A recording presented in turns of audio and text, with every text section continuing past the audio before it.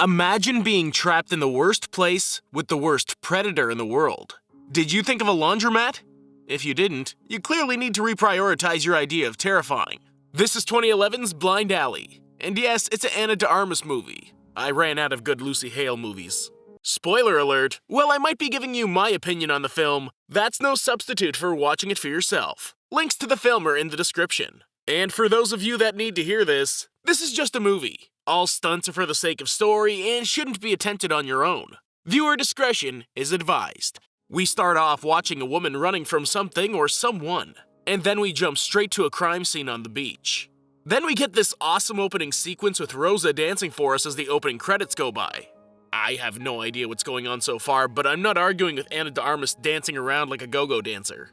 If anything, there should be more opening credits like this. I'm not just talking about women either. Dudes, robots, whoever the main character is should welcome us into their movie like this. It turns out that this entire dance is Rosa's audition for a part. The director tells her that they'll be in touch, and that's the end of that amazing opening. Later, we see Rosa getting ready for her shift at her day job, and she takes a call from Drazen. He tries to convince her to meet up that night, but she keeps trying to tell him that they'll never get back together. Rosa tries to point out that they're already 20 minutes behind, but Niella has no worries. While they clean the hotel, the boss shows up and yells at her for being late. Niella is a terrible coworker. She's standing right there, and Rosa's only that late because she had to go find her. She doesn't even say a word.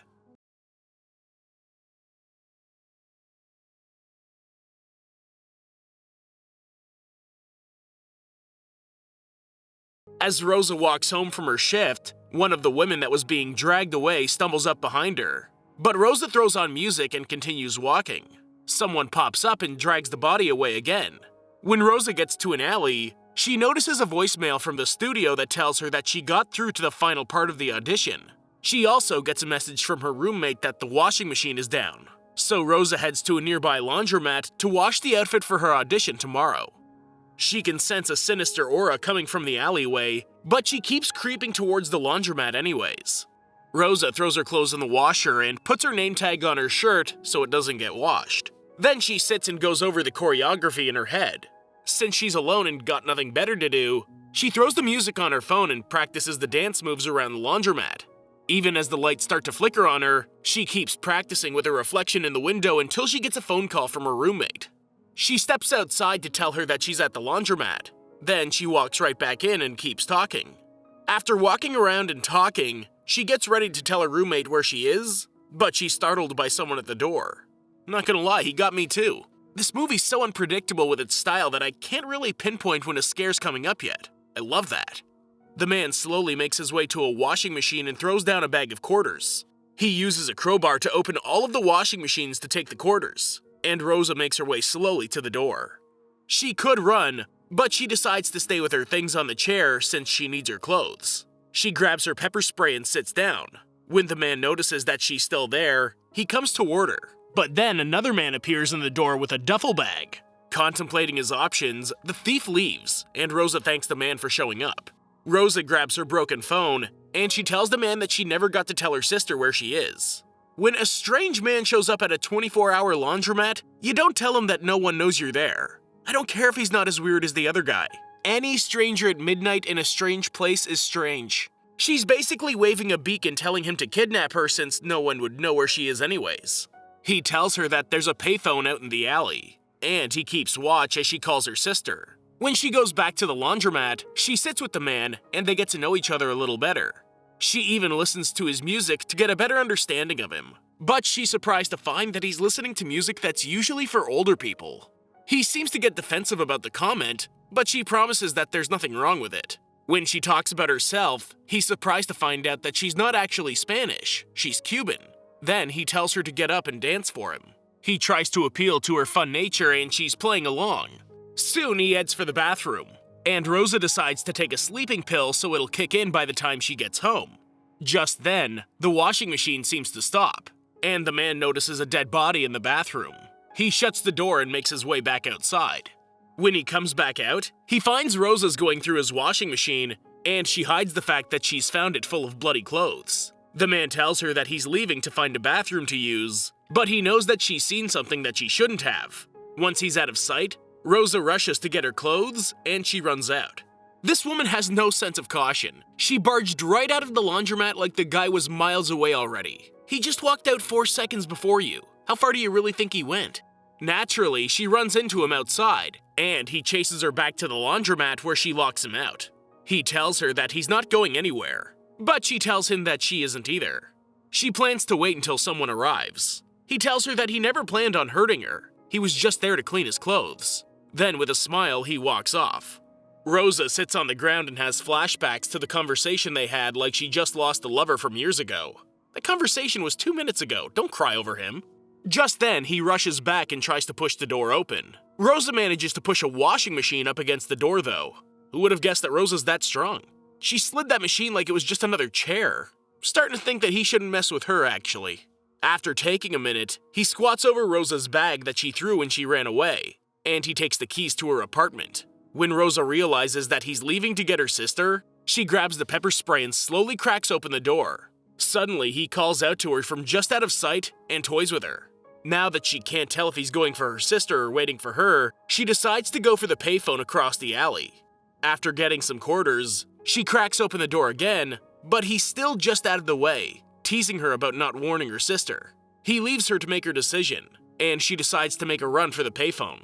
Once she gets to it, she sees that the phone cord has already been disconnected, and she makes a break for the laundromat. He beats her to it though, and the two of them face off for a moment. Rosa straight up whacks him with the phone receiver, and I felt my own face hurt for a moment. Seriously, is Rosa really worth the chase at this point? He'd be better off just running from the police instead. After Mortal Kombat brutality moving the guy, Rosa makes a break for the abandoned car that sits in the alley. After she gets inside, she locks the doors, but the passenger window's broken. As he reaches in to open the passenger door, Rosa literally rolls the broken window up on his arm and just keeps cranking it. If she doesn't survive the night, at least she'll know that he'll definitely lose that arm to infection now. She runs back to the laundromat as he breaks his arm out of the window, and he manages to grab her shirt just as she goes to get in. After she pepper sprays him, she takes a second to regroup as he does the same further down the alley. Just then, she gets a call on her busted cell phone, and it turns out to be Drazen. She tries to ask for help, but he's already blaming her for asking him for help even though earlier she basically said to never contact her again. Drazen apparently took the time to call to just tell her that he's tired of not being enough for her. Well, this is not the time for this. Rosa tries to call the police next, but the call goes out after she gets half a sentence out. Out of frustration, Rosa throws the phone against the door and it shatters to pieces again. She puts it back together in hopes that it'll work, but when you smash your phone multiple times, it tends to not work anymore. When she turns around one time, she finds a barefoot man is inside, and he goes to move the washing machine. She quickly tells him not to touch that, and he collapses against the line of machines. I'm sorry, she's not even questioning where this guy came from?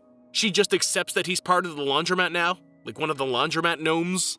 After she sits down with the creepy man, she passes out for a minute thanks to the sleeping pill she took earlier. When she wakes up, she finds that she's still in the same place, and she stumbles around the laundromat to try and keep herself awake now. She smacks herself to keep awake, and she heads back to the creepy guy to try and get some answers. He doesn't seem like a man of many words, and she ends up going in and out of sleep all over again. I can understand wanting to have a pill to kick in by the time you get home, but why would you even take it while you're at a creepy laundromat? Just wait the extra hour and make it home. Now she's having fever dreams of Niella and the creepy guy she's running from. A storm wakes her up, and she wakes up just in time to see the barefoot guy moving the washing machine and unlock the door. When he opens it, he wanders out into the rain, and Rosa locks it back and barricades herself in again. The storm rages on as Rosa tries to fight the sleeping pills, but what keeps her up is a strange sound she hears from the alleyway. She tells herself that she's staying in that laundromat until the sun rises, but then she remembers that she has her name tag pin. Apparently, her first thought is to jam the needle straight into the tip of her thumb to get the adrenaline racing through her. But the fact that that was her first go-to makes me wonder if she can stay alive the rest of the night. Just then, another woman shows up outside, and Rosa unlocks the door to ask her to call the police or lend her a phone. The woman seems to not believe her, but she calls for help anyways. The woman backs away from the laundromat, and Rosa calls her inside. I'm not entirely sure if this is a normal serial killer movie or a supernatural vampire movie. But the first rule of anything is to not invite anything inside. Rookie mistake. Once the woman comes inside, Rosa tries to plead her case, but the woman's a psychiatrist and tries to reason with her. After a short conversation, the woman starts talking to her telepathically. Well, now we know that Rosa's in real trouble.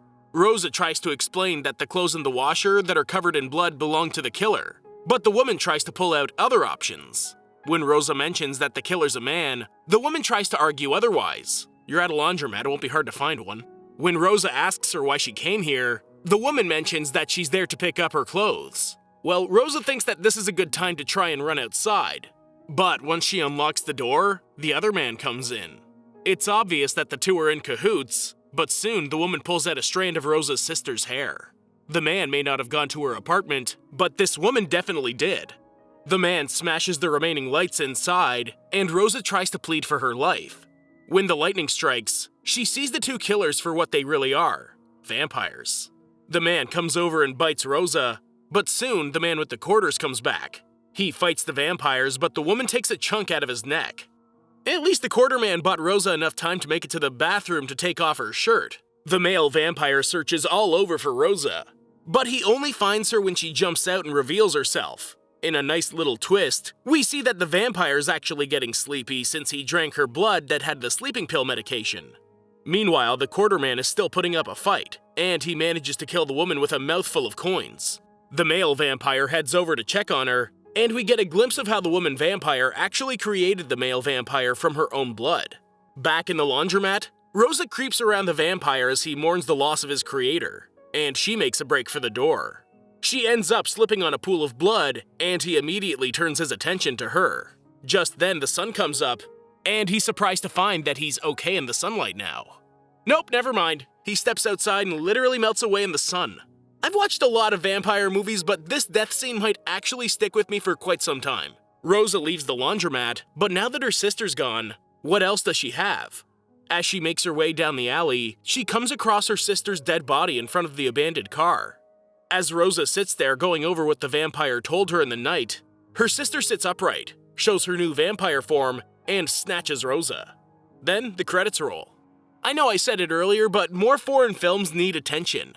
This is a great movie that does vampires justice, and Ana de Armas go-go dancing in the beginning will always have a permanent space in my memory now. Give it a shot. Thanks for watching, and I hope you enjoyed the video. Don't forget to like and subscribe for more like this one.